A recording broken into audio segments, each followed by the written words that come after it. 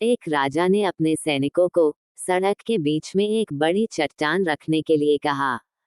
चट्टान को बीच सड़क में रखवाकर राजा ने अपने सैनिकों से छुपकर उस चट्टान पर नजर रखने के लिए कहा कि देखना उस चट्टान को रास्ते से कौन हटाता है।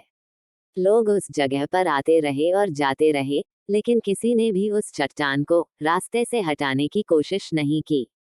उस चट्टान के पास से लोगों के गुजरने वालों में राजा के कुछ करीबी लोग और शहर के बड़े व्यापारी भी शामिल थे, और उनमें से कुछ लोग तो राजा को ही कोसने लगते कि क्या राजा इस चट्टान को भी रास्ते से नहीं हटवा सकता। लेकिन किसी ने भी उस चट्टान को रास्ते से हटाने का प्रयास नहीं किया। ऐसा काफी दिनों तक चलता रहा।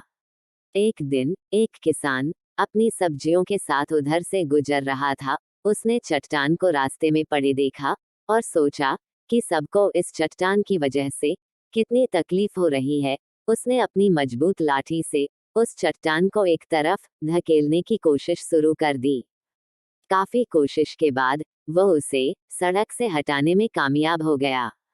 चट्टान रास्ते से हटाने के बाद किसान अपनी सब्जियों को उठाकर जाने ही वाला था कि अचानक उसकी नजर एक पोटली पर गई, जो ठीक उसी जगह पड़ी थी जहां से उसने वह चट्टान हटाए थे।